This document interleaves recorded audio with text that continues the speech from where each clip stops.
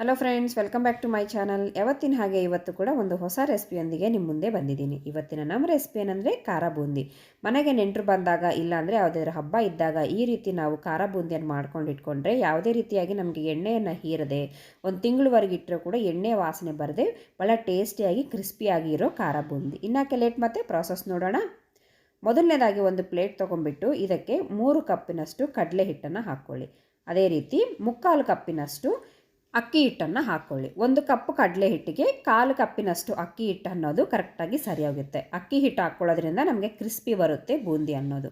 ಅದಾದಮೇಲೆ ಇದಕ್ಕೆ ಸರಿಯೋಗೋ ಅಷ್ಟು ಉಪ್ಪು, ಹಾಗೆ 1 ಟೇಬಲ್ ಸ್ಪೂನಷ್ಟು ಖಾರ ಹಾಕ್ಕೊಳ್ಳಿ. ಜಾಸ್ತಿ ಮಂದಿ ಖಾರ ಹಾಕೋದಿಲ್ಲ ಈ ರೀತಿ ಬೂಂದಿ ಮಾಡುವಾಗ, ಬಟ್ ನಾವು ಈ ರೀತಿ ಖಾರ ಹಾಕಿ ಬೂಂದಿ ಮಾಡಿದರೆ ಟೇಸ್ಟ್ ಸಖತ್ತಿರುತ್ತೆ. ಅದೇ ರೀತಿ ನಾನಿಲ್ಲಿ ಯಾವುದೇ ರೀತಿಯ ಸೋಡಾನ ಯೂಸ್ ಮಾಡಿಲ್ಲ, ಅಡುಗೆ ಸೋಡಾನ ಯೂಸ್ ಮಾಡಿಲ್ಲ. ನಾವು ಕಡಲೆ ಹಿಟ್ಟು ತೊಗೊಳ್ಳುವಾಗ ಫ್ರೆಶ್ ಆಗಿರೋ ಕಡಲೆ ಹಿಟ್ಟು ಅವಾಗ ಆಡಿಸಿರೋ ಕಡಲೆ ಹಿಟ್ಟು ತೊಗೊಂಡ್ರೆ ನಮಗೆ ಚೆನ್ನಾಗಿ ಉಬ್ಬುತ್ತೆ. ಅಡುಗೆ ಸೋಡಾ ಯೂಸ್ ಮಾಡದೇ ಇದ್ದರೂ ಕೂಡ ನಮಗೆ ಟೇಸ್ಟ್ ಚೆನ್ನಾಗಿ ಬರುತ್ತೆ.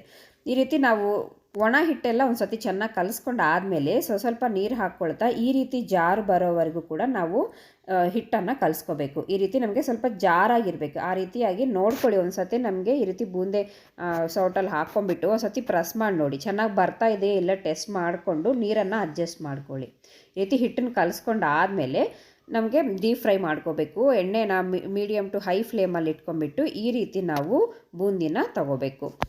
ಫ್ಲೇಮನ್ನು ಹೈಯಲ್ಲಿ ಇಟ್ಕೊಂಡೆ ನಾವು ಇದನ್ನು ಫ್ರೈ ಮಾಡ್ಕೋಬೇಕು, ಇಲ್ಲಾಂದರೆ ಎಣ್ಣೆನ ಚೆನ್ನಾಗಿ ಹೀರಿಬಿಡುತ್ತೆ. ಲೋ ಫ್ಲೇಮ್ ಮೀಡಿಯಮ್ ಫ್ಲೇಮಿಗೆ ಹೋಗ್ಬಿಟ್ರೆ ಹೈ ಫ್ಲೇಮಲ್ಲಿ ಇಟ್ಕೊಂಡು ಕ್ರಿಸ್ಪಿಯಾಗಿ ಆಗೋವರೆಗೂ ಕೂಡ ಇದನ್ನು ಫ್ರೈ ಮಾಡ್ಕೊಳ್ಳಿ.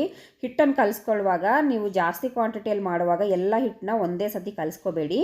ಕಡಿಮೆ ಕ್ವಾಂಟಿಟಿ ಆದರೆ ಸ್ವಲ್ಪ ನಾವು ಒಂದೇ ಸತಿ ಕಲಿಸ್ಕೋಬೋದು. ಹೆಚ್ಚಿನ ಕ್ವಾಂಟಿಟಿ ಮಾಡುವಾಗ ಮಾತ್ರ ಸ್ವಲ್ಪ ಹಿಟ್ಟನ್ನೇ ನಾವು ಕಲಿಸ್ಕೋಬೇಕು. ಆವಾಗೇ ನಮಗೆ ಎಣ್ಣೆ ಹೀರದೆ ಚೆನ್ನಾಗಿ ನಮಗೆ ಬೂಂದಿ ಅನ್ನೋದು ಉಬ್ಬಿ ಬರುತ್ತೆ.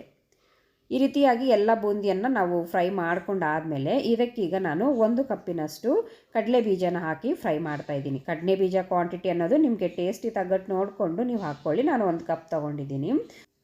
ಅದೇ ರೀತಿ ಒಂದು ಅರ್ಧ ಕಪ್ಪಿನಷ್ಟು ಗೋಡಂಬಿ ಕೂಡ ತೊಗೊಂಡು ಹಾಕ್ಕೊಂಡಿದ್ದೀನಿ. ನಾನು ಈ ರೀತಿ ಸ್ವಲ್ಪ ಗೋಡಂಬಿನ ಸ್ವಲ್ಪ ಪೀಸ್ ಮಾಡಿ ಹಾಕ್ಕೊಂಡಿದ್ದೀನಿ. ಇದೆಲ್ಲ ಪಪ್ಪುಗಳೆಲ್ಲ ನಾವು ಲೋ ಫ್ಲೇಮಲ್ಲಿ ಇಟ್ಕೊಂಡು ಚೆನ್ನಾಗಿ ಫ್ರೈ ಮಾಡ್ಕೋಬೇಕು. ಅವಾಗೆ ನಮಗೆ ಚೆನ್ನಾಗಿ ಒಳಗಡೆ ಎಲ್ಲ ಚೆನ್ನಾಗಿ ಇದು ನಮಗೆ ಫ್ರೈ ಆಗುತ್ತೆ. ಈ ಗೋಡಂಬಿ ಕೂಡ ಫ್ರೈ ಮಾಡ್ಕೊಂಡಾದಮೇಲೆ ಒಂದು 10-15 ಬೆಳ್ಳುಳ್ಳಿನ ಸ್ವಲ್ಪ ಚೆನ್ನಾಗಿ ಈ ರೀತಿ ಸ್ವಲ್ಪ ಕ್ರಷ್ ಮಾಡ್ಕೊಂಬಿಟ್ಟು ಬೆಳ್ಳುಳ್ಳಿನ ಕ್ರಷ್ ಮಾಡಿಕೊಂಡು ಈ ರೀತಿ ಹಾಕ್ಕೊಳ್ಳಿ. ಬೆಳ್ಳುಳ್ಳಿ ಫ್ಲೇವರ್ ಅನ್ನೋದು ನಮಗೆ ಖಾರ ಬೂಂದಿಗೆ ಒಳ್ಳೆ ಟೇಸ್ಟ್ ಕೊಡುತ್ತೆ. ಫ್ಲೇವರ್ ಕೂಡ ಭಾಳ ಚೆನ್ನಾಗಿ ಅನಿಸುತ್ತೆ. ಈ ರೀತಿ ಬೆಳ್ಳುಳ್ಳಿನ ಫ್ರೈ ಮಾಡಿಕೊಂಡು ಬೂಂದಿಗೆ ಹಾಕ್ಕೊಂಬಿಡಿ. ಈಗ ಲಾಸ್ಟ್ನೇದಾಗಿ ಸ್ವಲ್ಪ ಕರಿಬೇವು, ಒಂದು ಹಿಡಿಯಷ್ಟು ಕರಿಬೇವನ್ನ ಫ್ರೈ ಮಾಡ್ಕೊಳ್ಳಿ. ಕರಿಬೇವು ಫ್ರೈ ಆಗುವಾಗ ಎಣ್ಣೆ ಮೇಲ್ಗಡೆ ಸಿಡಿಯುತ್ತೆ ಅಂತ ಹೇಳಿಬಿಟ್ಟು ಈ ರೀತಿ ಪ್ಲೇಟ್ನ ಅಡ್ಡ ಇಟ್ಟಿದ್ದೆ ನಾನು. ಈ ರೀತಿ ಕರಿಬೇವು ಸ್ವಲ್ಪ ಕ್ರಿಸ್ಪಿ ಆಗೋವರೆಗೂ ಕೂಡ ಈ ಕರಿಬೇವನ್ನು ಕೂಡ ಈ ರೀತಿ ಫ್ರೈ ಮಾಡ್ಕೊಂಬಿಟ್ಟು ಸ್ಟವ್ ಆಫ್ ಮಾಡ್ಕೊಳ್ಳಿ. ಈ ಕರಿಬೇವನ್ನು ಕೂಡ ನಾವು ಮೊದಲನೇಗೆ ಮಾಡಿಟ್ಕೊಂಡಿರೋ ಆ ಬೂಂದಿಗೆ ಹಾಕ್ಕೊಂಬಿಡಿ.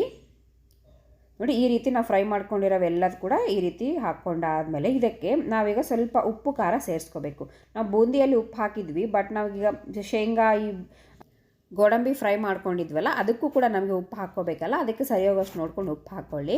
ಅದೇ ರೀತಿ 1 ಸ್ಪೂನ್ನಷ್ಟು ಖಾರ ಕೂಡ ಹಾಕ್ಕೊಳ್ಳಿ. ನಾವು ಆಗಲೇ 1 ಸ್ಪೂನ್ ಹಾಕ್ಕೊಂಡಿದ್ವಿ, 1 ಸ್ಪೂನ್ ಸರಿಯೋಗೋದಿಲ್ಲ. ಆವಾಗ 1 ಸ್ಪೂನ್ ಹಾಕ್ಕೊಂಬಿಟ್ಟು ಉಳಿದಿರೋ ಖಾರ ಎಲ್ಲ ನಾವು ಇಲ್ಲಿ ಅಡ್ಜಸ್ಟ್ ಮಾಡ್ಕೋಬೇಕು. ಇಲ್ಲಿ ನೋಡಿಕೊಂಡು ನಿಮ್ಗೆ ಎಷ್ಟು ಖಾರ ಇಡಿಸುತ್ತೆ ನೋಡಿಕೊಂಡು ನಿಮ್ಮ ಟೇಸ್ಟು ತಗ್ಗ ಹಾಗೆ ನೀವು ಇಲ್ಲಿ ಹಾಕ್ಕೊಳ್ಳಿ. ನಾನು 1 ಸ್ಪೂನನ್ನೇ ಹಾಕಿದ್ದೀನಿ ಖಾರ ಅನ್ನೋದು. ಈ ರೀತಿ ಹಾಕ್ಕೊಂಬಿಟ್ಟು ಈ ರೀತಿ ಚೆನ್ನಾಗಿ ಇದನ್ನು ಕಲಿಸ್ಕೊಂಬಿಟ್ಟು ನಾವು ಇದನ್ನು ಏರ್ಟೈಟ್ ಕಂಟೈನರಲ್ಲಿ ಹಾಕಿ ಸ್ಟೋರ್ ಮಾಡ್ಕೊಂಬಿಟ್ರೆ ನಮಗೆ ತಿಂಗಳಾದರೂ ಕೂಡ ಇದು ಏನು ಎಣ್ಣೆ ವಾಸನೆ ಅನ್ನೋದೇ ಬರೋದಿಲ್ಲ. ಭಾಳ ಫ್ರೆಶ್ ಇರುತ್ತೆ ನಮಗೆ ಈ ಬೂಂದಿ. ಇನ್ಯಾಕೆ ಲೇಟ್, ಮತ್ತು ನೀವು ಕೂಡ ಟ್ರೈ ಮಾಡಿ. ಟೇಸ್ಟ್ ಯಾವ ರೀತಿ ಇರೋದನ್ನೋದು ನನಗೆ ಕಮೆಂಟ್ ಬಾಕ್ಸಲ್ಲಿ ಹಾಕೋದು ಮರಿಬೇಡಿ. ಮತ್ತೊಂದು ಹೊಸ ರೆಸಿಪಿಯೊಂದಿಗೆ ಮತ್ತೆ ಸಿಗ್ತೀನಿ. ಅಲ್ಲಿವರೆಗೂ ಟೇಕ್ ಕೇರ್, ಬಾಯ್.